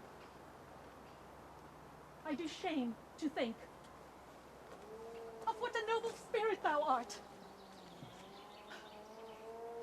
Thou art but the harpy, which to betray dost, with thine angel's face, seize with thine eagle's talons.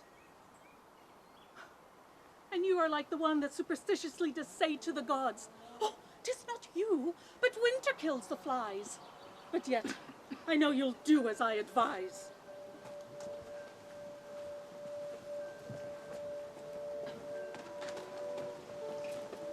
Thus time moves on. And now King Pericles is once again sailing the wayward seas. Attended on by many a lord and knight, to see his daughter, all his life's delight. Well sailing ships and bounteous waves have brought him safe to Tarsus, travelling swift as thought.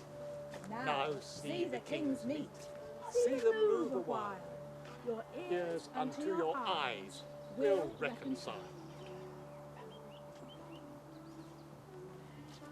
The fairest, sweetest and best lies here, who withered in her spring of year. She was of Tyrus, the king's daughter, on whom foul death hath made this slaughter. Marina called, and now she's gone. We that are left must make full moan.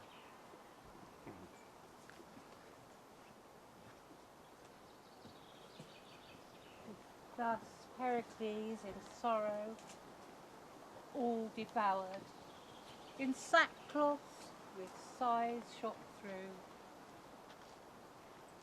with tears or shower, puts forth once more to sea.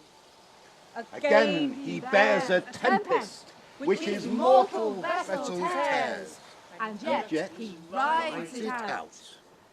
Alstain must play his daughter's woe woe and heavy well well a day in her unholy service. So patience then, and think you all are now in Mytilene.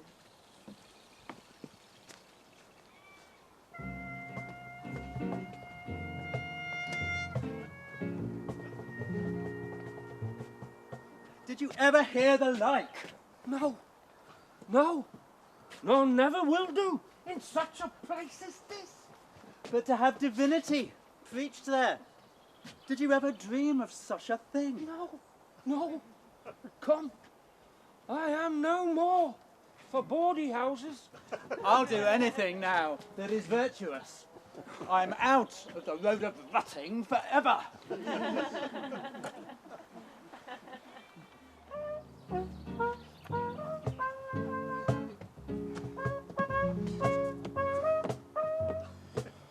Why, I'd rather than twice the worth of her she'd never come here. Fie! Fie upon her! She's able to freeze the god Priapus and undo a whole generation. We must either get her ravished or be rid of her. Well, she should do for clients her fitment and do me the kindness of our profession. Well, she has me her quirks, her reasons, her master reasons, her prayers, her knees. Oh, she'd make a Puritan of the devil. I must ravish her, or she'll defurnish us of all our cavaliers. A pox upon a green sickness for me. Faith, there's no way to be rid on it but by the way to the pops.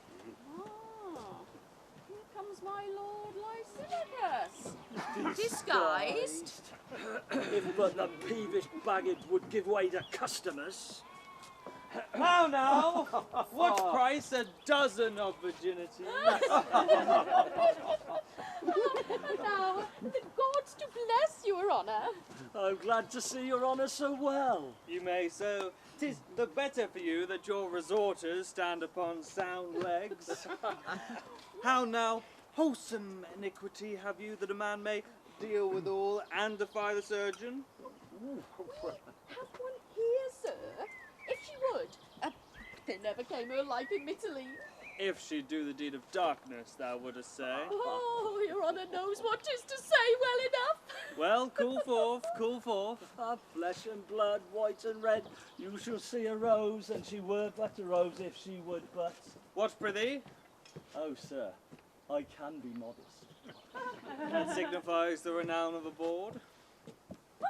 Here comes that which grows to the stalk. Never plucked yet, I can assure you. Is she not a fair creature? Faith, she would serve after a long voyage at sea. Well, there's for you. Leave us. I beseech your honour, give me leave. A word and I'll have done. I beseech you. Do. First, I'd have you note, this is an honourable gentleman. I desire to find him so that I may worthily note him. What next? He's the governor of this country and a man whom I am bound to. If he governed the country, then you are bound to him indeed. But how honourable he is in that, I know not. Pray you, without any more virginal fencing, will you use him kindly? He will line your apron with gold. What he will do graciously, I will thankfully receive. Are you done? Oh, my lord, she's not paced yet. You must take some pains to work her. Come, we will leave his honour and her together. Go thy ways. Now, pretty one, how long have you been at this trade?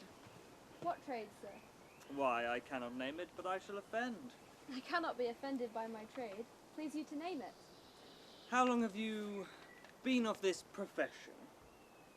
E'er since I can remember. Did you go into it so young?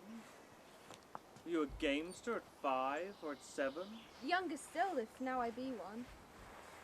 Why, the house you dwell in proclaims you to be a creature of sail.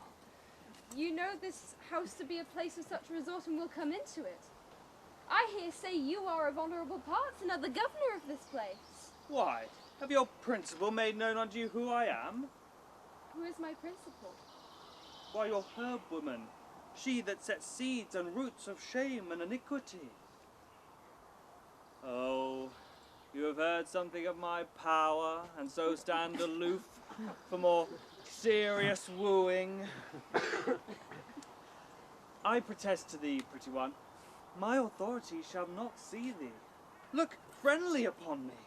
Come, bring me to some private place. Come, come. If you were born to honour, show it now. If put upon you, make the judgment good that thought you worthy of it. How's this? How's this? Some more? Be sage. For me, that I'm a maid, though most ungentle fortune had placed me in this sty. Oh, that the gods would deliver me from this unhallowed place, though they did change me to the meanest bird that flies in the purer air. I did not think thou couldst have spoke so well. Ne'er dreamed thou couldst. Had I brought hither a corrupted mind, thy speech had altered it. Hold. Here's gold for thee. Persever in that clear way thou goest, and the gods strengthen thee. The good gods preserve you.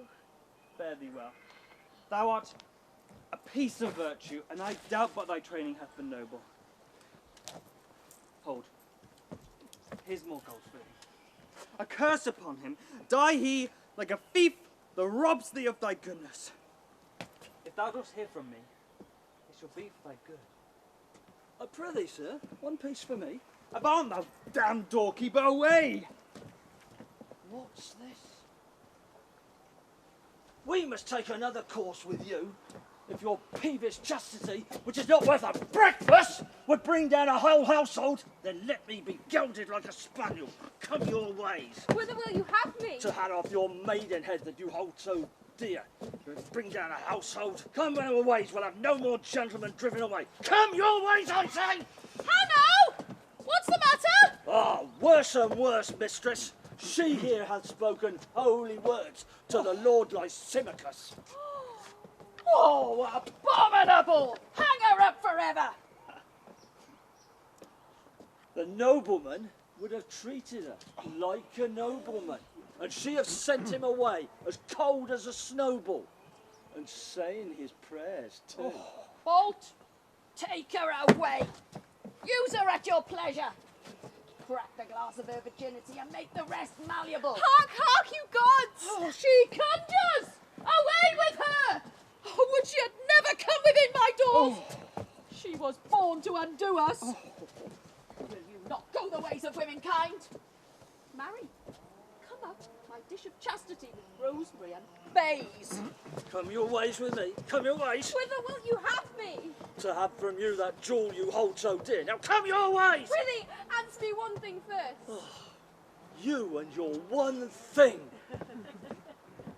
Why art thou bad and worse than thy master and mistress? Neither of these are as bad as thou art. Thou art the damned doorkeeper to every rogue who comes inquiring for his little tin. Thy food's been belched on with infected lungs. What will you have me do? Go to the wars? Where a man might serve 7 years for the loss of a leg, and not on his return have money enough to buy a wooden one?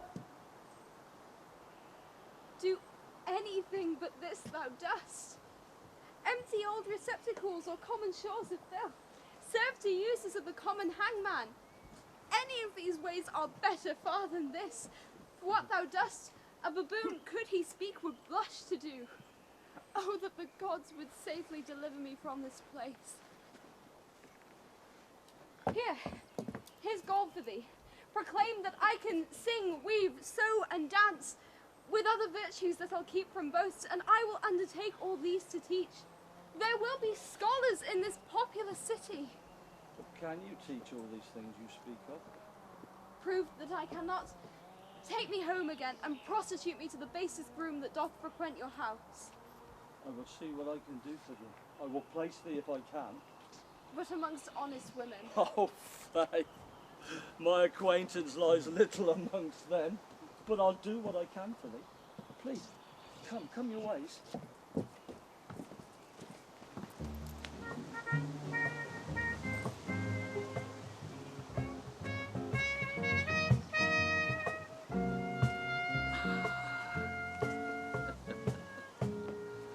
Marina thus the brothel scapes.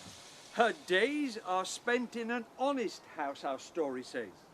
She sings, she dances, her flying needle composes nature's own shape of trees and birds and roses. She gives the cursed board for all her earnings, But to her father now our thoughts are turning. We left him on the sea. We there him lost. But now the wild waves blow him to this coast. Suppose him here. At anchor his ship lies. Citizens throng the shore. 'Tis Neptune's feast. Lysimachus, our Tyrian ship, despies. Her banners rich bespeak a noble guest. And to him in his barge the governor speeds, to reach the bark of heavy Pericles. Here is Lord Helicanus. He can resolve you. Sir, there's a barge arrived from Mitylene, and on it is Lysimachus, the governor, who craves to come aboard. What is your will? That he have his. Go bid him welcome friend. Escanes, the son of Worth have come aboard. I pray you greet them fairly. Hail, reverend sir, the gods preserve you. And you, sir. Being on shore, honouring of Neptune's triumphs, seeing this goodly vessel ride before us, I'm made to it to know of whence you are. First, what is your condition, good my lord? I am the governor of this place, sir.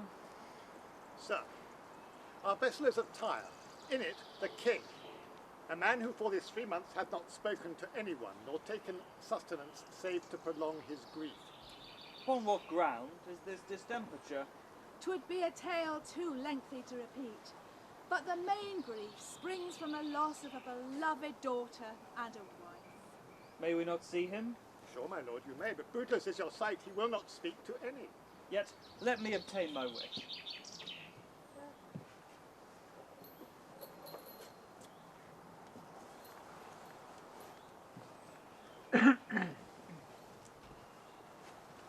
Behold him. This, sir, was a goodly person, till the disaster that one mortal night drove him to this. Sir King, all hail! The gods preserve you! Hail, royal sir! It is in vain he will not speak to you. We have a maid in Mitylene, I durst wager. Would win some words with him. She, questionless with her sweet harmony, could help this king. Sure, all's effectless, still nothing will omit that bears recover his name.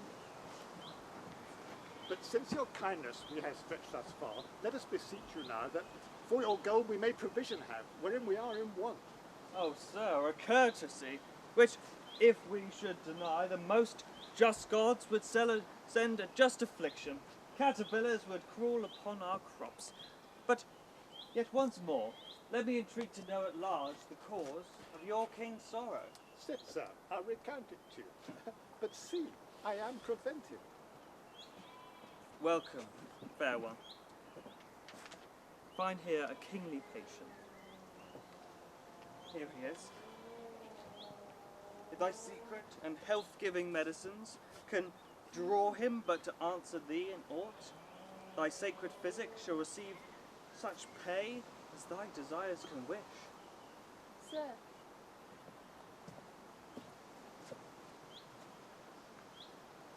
I will use my utmost skill in his recovery, provided that only I be suffered to come near him.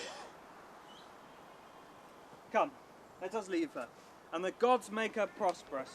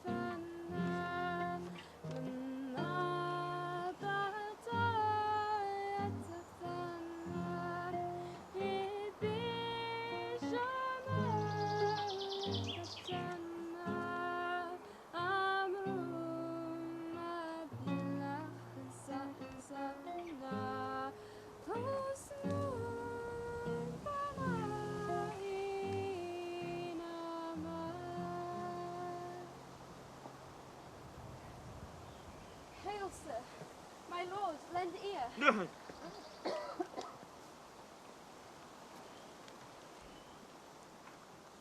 I am a maid, my lord, that near before invited eyes but have been gazed on like a comet.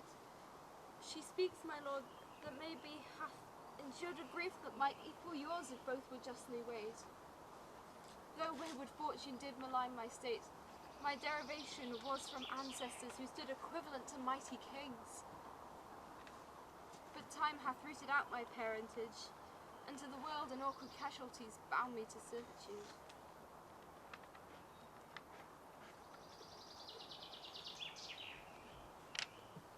I will desist, but there is something that glows upon my cheek and whispers in mine ear.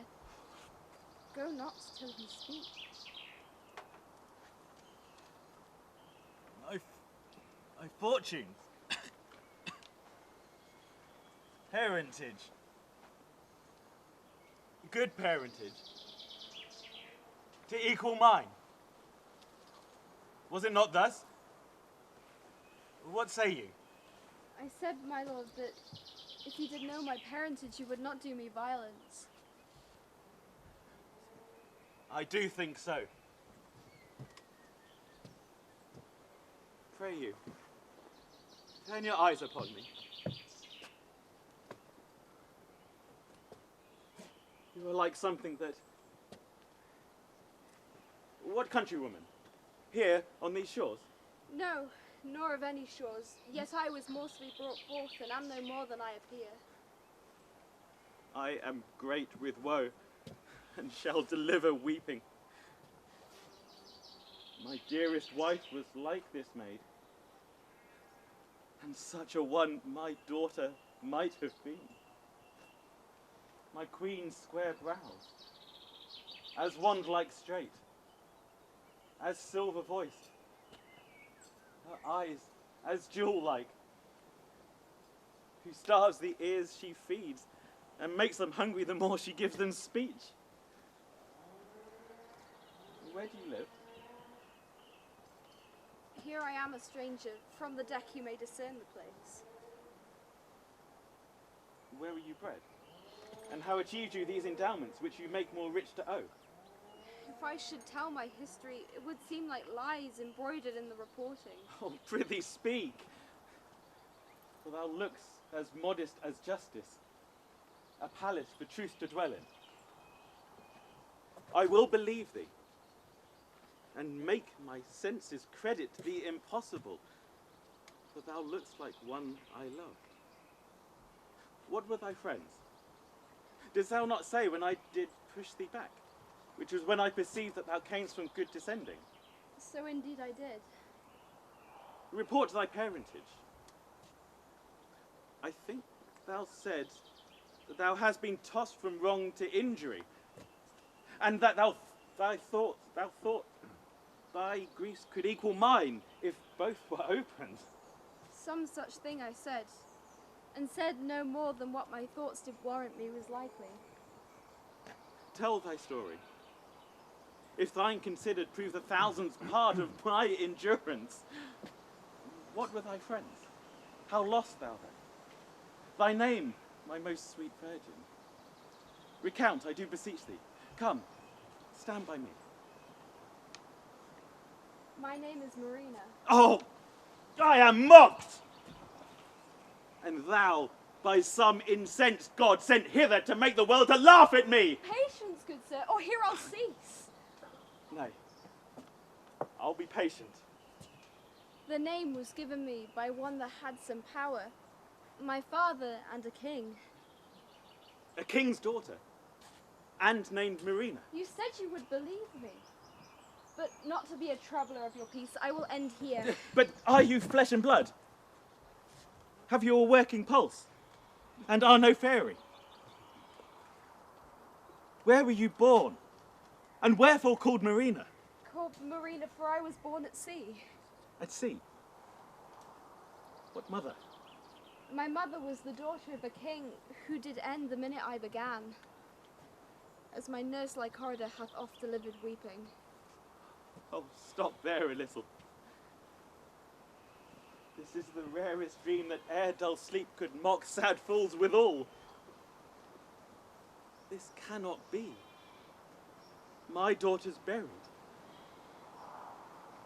Well, where were you bred? I'll hear you more, to the bottom of your story, and never interrupt you. You scorn. Believe me, 'twere best I did give o'er. How came you in these parts? Where were you bred? The king, my father, did in Tarsus leave me, till cruel Cleon with his wicked wife did seek to murder me, and having wooed a villain to attempt it, a crew of pirates brought me here to Mitylene. But, good sir, whither will you have me? Why do you weep? It may be you think me an impostor. No, good faith, I am the daughter to King Pericles, if good King Pericles be. Oh, Helicanus! Calls my lord? Thou art a grave and noble counsellor, most wise in general. Tell me, if thou canst, what this maid is, or what is like to be that thus had made me weep. I know not, but here is the governess there of Mitylene, speaks nobly of her. She would never tell her parentage, being demanded that she would sit still and weep. Oh, Helicanus, strike me, give me a gash, put me to present pains, lest this great sea of joy rushing upon me should overwhelm the shores of my mortality and drown me in their sweetness. Come hither, thou that begets him that did thee beget, thou that was born at sea, buried at Tarsus, and found at sea again. This is Marina. But tell me thy mother's name. Tell me but that, for truth can never be confirmed enough, though doubts did ever sleep. First, sir, I pray, what is your title? I am Pericles of Tyre. But tell me now my drowned queen's name. As in the rest you had been godlike perfect, an heir to kingdom, and another like to Pericles, thy father. Is it no more to be your daughter than to say my mother's name was Thaisa? Thaisa was my mother, who did end the minute I began. Now blessings on thee, rise. Thou art my child. Give me fresh garments, mine own Helicanus. She is not dead at Tarsus as she should have been by savage Cleon. She shall tell thee all when thou shalt kneel. When thou shalt kneel and justify in knowledge she is thy very princess. Who is this? Sir, this is the governor of Mitylene, who, hearing of your melancholy state, did come to see you. Oh, I embrace you. Give me my robes. I am wild in my beholdings. Oh, heavens bless my girl. Hark. What music? Tell Helicanus, my Marina, tell him over point by point, for yet he seems to doubt how sure you are my daughter. But what music? Music, my lord? I hear none. None? Music of the spheres. List, my Marina. It is not good to cross him. Give him way. Rarest sounds. Do you not hear? Music. Music, my lord. I hear. Most heavenly music. It nips me into listening. And heavy sleep hangs upon my eyelids. Let me rest. A pillow for his head. Come, leave him all.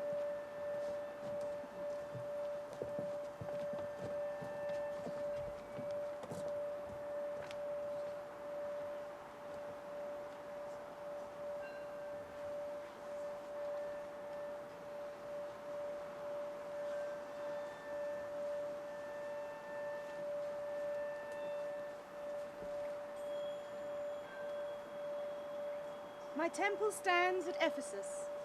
Hie thee thither, and do upon mine altar sacrifice. There, when my maiden priests are met together, before the people all, reveal how thou at sea didst lose thy wife, to mourn thy crosses and thy daughters, call and give them repetition to the life.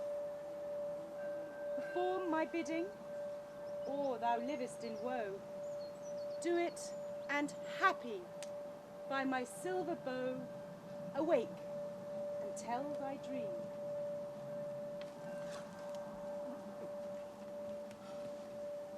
Celestial Diane, goddess Argentine, I will obey thee.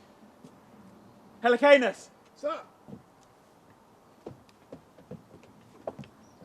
My purpose was for Tarsus, there to strike the inhospitable Cleon. But I am for other service first. Towards Ephesus turn our blown sails. Eftsoons I'll tell thee why. Sir, shall we refresh us on your shore and give you gold for such provisions as our intents shall need? Most royal sir, with all my heart. And when you come ashore, I have another suit. You shall prevail, were it to woo my daughter, for I hear you have been noble towards her. Come, my Marina.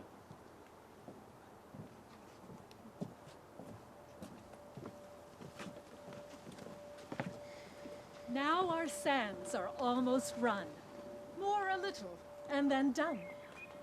The regent maiden Mitylene to greet the king. What pageantry and minstrels din. The regent maiden Mitylene to greet the king. So he thrived, that he has promised to be wife to fair Marina. But in no wise, until he perform the sacrifice as Diane bade. The sails are filled, and wishes fall out where they're willed. At Ephesus, the temple, see, our king and all his company.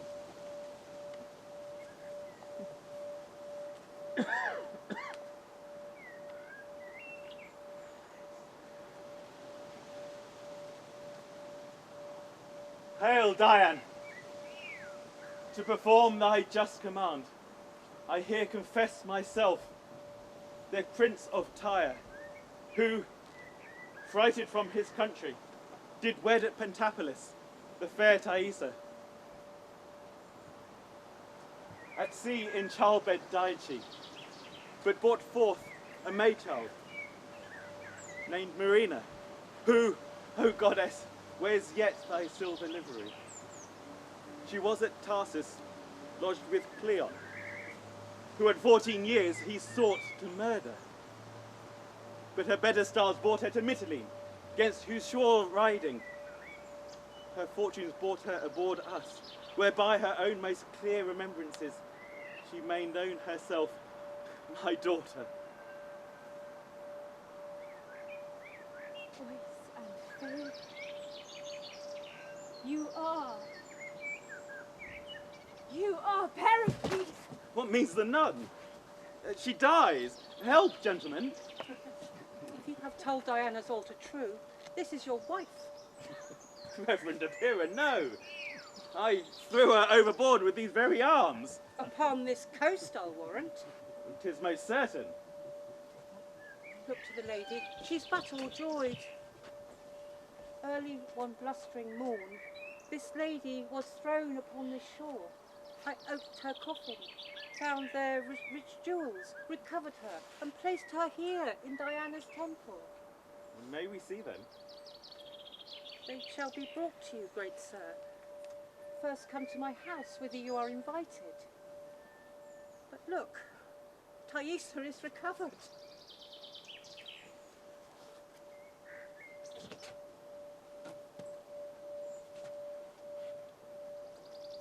Oh, let me look. Let me look, my lord. Are you not Pericles? Like him you spake. Like him you are. Did you not name a tempest, a bird, and a death? The voice of dead Thaisa. Thaisa, am I? Supposed dead and drowned. Immortal Diane. Oh, Thaisa. When we with tears parted Pentapolis, the king, my father, gave you such a ring. This. No more, you gods! Your present kindness makes my past misery sports. Oh, come be buried a second time within these arms. My heart leaps to be gone into my mother's arms. Look who kneels here, flesh of thy flesh, Thaisa, thy burden at the sea, and named Marina, for she was yielded there.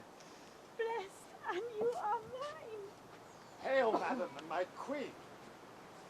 Who's this? You have heard me say, when I did flee from Tyre, I left behind a worthy substitute. Can you remember what I named the man? That must be Helicanus. Embrace him, dear Thaisa. This is he.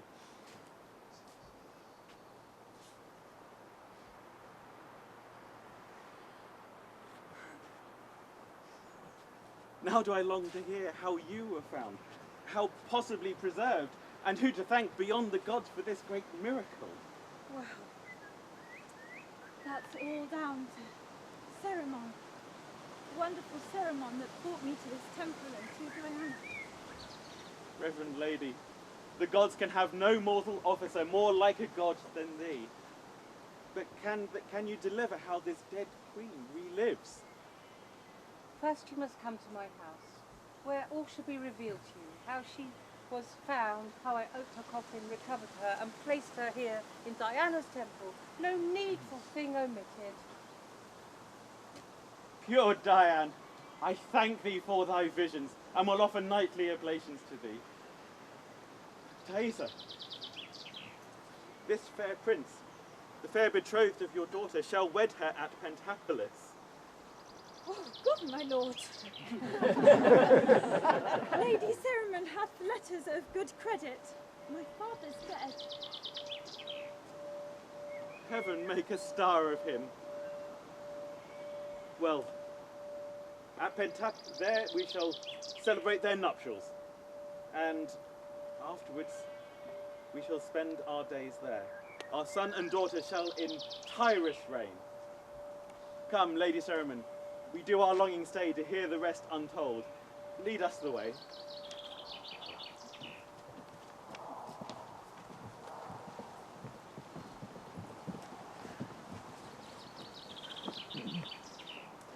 In Antiochus and his daughter you have heard of monstrous lust, the due and just reward.